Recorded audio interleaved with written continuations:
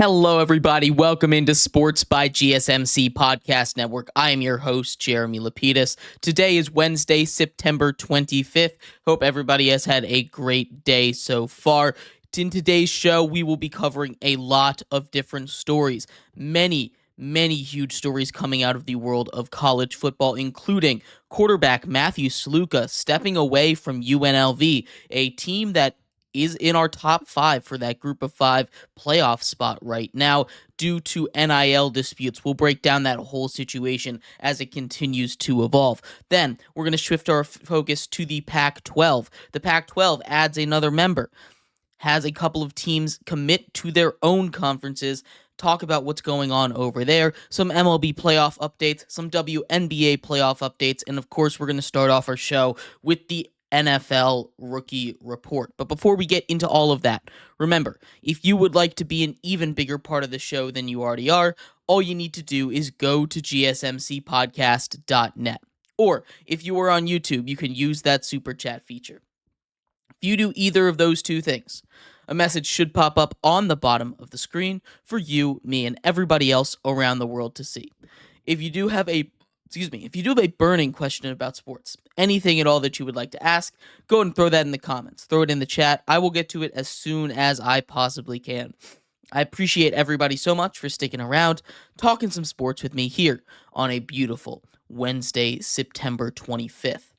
But like I was saying, we are going to get into the NFL Rookie Report, NFL Week 3 Rookie Report. We had four rookie quarterbacks have an appearance this week, including the debut of Drake May with the Patriots. We also had a bunch of really solid rookie wide receiver performances. We'll break down all of that in just a second, starting off with those quarterbacks, and what a better place to start off with than with Drake May.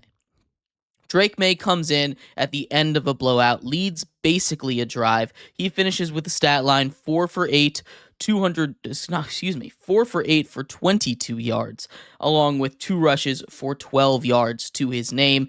A solid first entry for him. It wasn't anything spectacular. He didn't make many mistakes. He had his first throw got knocked away. It was a little bit of a dangerous throw, but all in all, that was the one kind of questionable decision he made. He was able to escape a little bit behind a not that great offensive line. He was able to extend the play against a very good Jets defense, a defensive line that was getting pressure on Jacoby Brissett all day long. He comes in, again, it is a blowout. They're not trying to score. They're just kind of running the clock a little bit, but he leads a drive down the field. It's slow, it's methodical, but through the air, he gets it done. 4 for 8, 22 yards. He doesn't really push the ball downfield, but he wasn't really supposed to. You know, you take a look at what some of the other rookie quarterbacks are doing, what some of the other rookie quarterbacks are succeeding at. They're not succeeding at pushing the ball down the field outside of a couple of the throws from Jaden Daniels, who we'll get to later on. But it was a solid debut for Drake May.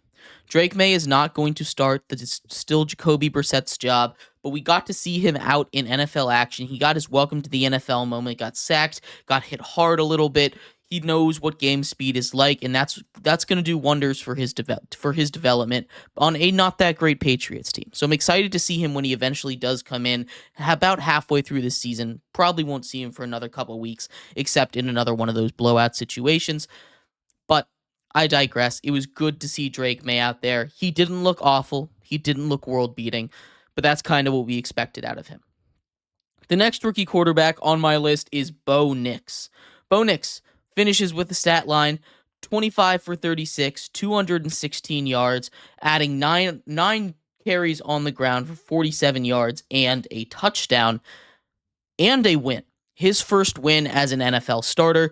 The noise was getting a little bit loud over there in Denver. Bo Nix was getting a little bit of that, hey, maybe we should bench him. He wasn't able to push the ball downfield. And like I was saying about Drake May, like I was saying about Jaden Daniels heading into this week, that is kind of how it was designed a little bit. You always like to see the ability to push it downfield, but these rookie quarterbacks behind these offensive lines that aren't the greatest, not being able to push it downfield is a little bit acceptable, is understandable. Like, just getting the ball out of their hands quick into their playmakers, that's how you move the ball. Bo Nix has been solid about that all year round. He hasn't been a world beater. Again, it's kind of what we expected out of Bo Nix. This is not a very good Broncos team. We saw him be able to push the ball downfield a little bit. We saw him be able to be accurate on those 5+, 10+ yard throws in this game against the Bucs, and that is really, really good for this development for the Broncos. If he can continue to do that, play like he did against the Bucs, this is a guy that we can, like we saw in the preseason, was able to dissect defenses, was able to do his thing a little bit. He was really struggling in the first 2 weeks of the season. He seemingly finally puts it together here against not the greatest defense in the world in Tampa Bay, but still, it's a very encouraging sign, being able to push the ball downfield even just a little bit. It's very encouraging to see. Caleb Williams is next on our list here. He throws the ball 52 times. We talked about it in our Week 3 review a little bit, but 33 for 52, 363 yards. He's the first rookie quarterback to throw a touchdown in the NFL, finishes with 2 of them, but he also finishes with 2 interceptions. And a lot of that blame can be put on that Bears offensive line. That Bears offensive line is awful. They cannot run the ball, point blank, period. They can't run the ball against maybe the worst run defense in the NFL in the Colts. Then they can't run it against anyone.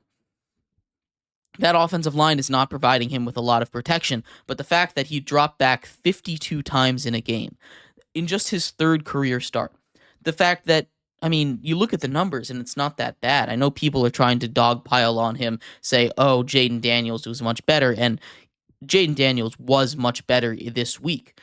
But I think it's a little early to have that kind of reaction. Jaden Daniels just had one of the best rookie performances in the history of the NFL. That's not something we expect him to do every day.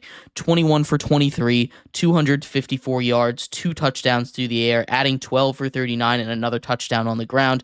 3 total touchdowns, 2 total incompletions on the day for Jaden Daniels. And he would just look poised, ready to go against a not very good secondary in the Bengals. Look, I know we want to compare these 2 quarterbacks, and I know it's important to compare them. They're at very similar stages. They both have similar-ish teams, I would say. But you also have to remember that this is just their 3rd game. You can't sit here and say, oh, Caleb Williams is a bust already. And I've seen a lot of people sit here and say that, and I honestly cannot believe that people are going through that and having that discussion already. Has he lost his lead for that Offensive Rookie of the Year award? Absolutely, I think he has. I think currently he's in 3rd place, if I'm being honest with you.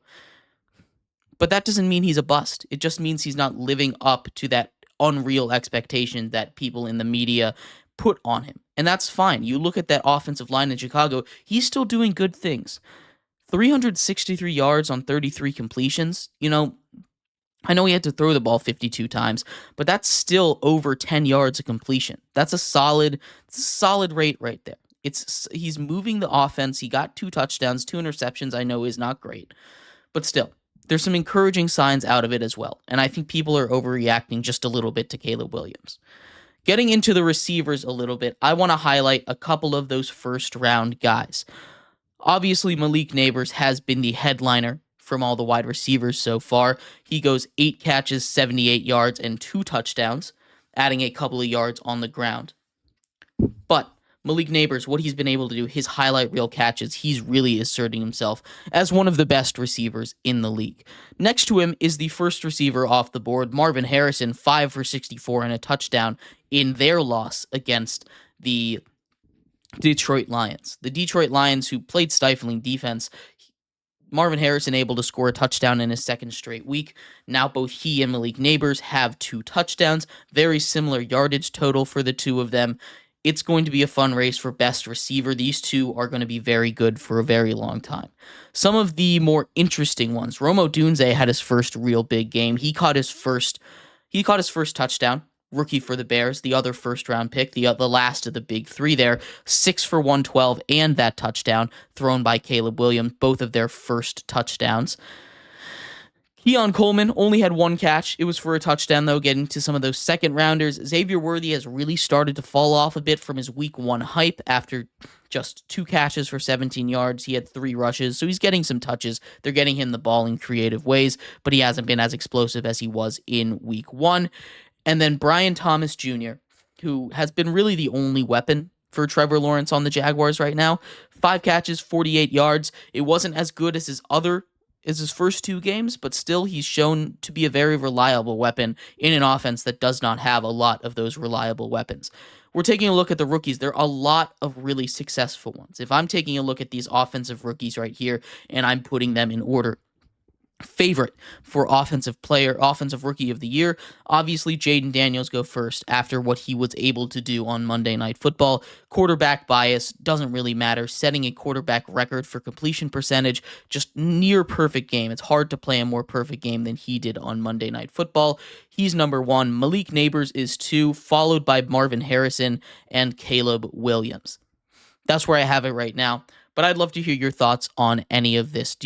How do you think the rookies are performing so far, 3 weeks into the NFL? I'd love to hear your thoughts. We're going to take a quick break here. When we come back, we are going to dive into the craziness that is college football right now. Matthew Sluka, starting quarterback for the UNLV for UNLV right now, has officially stepped away from the program, deciding to redshirt instead. We'll break down that ever-evolving story, as, again, it is still currently evolving. But we'll break down all of that, all the details we know, coming up next here on Sports by GSMC Podcast Network.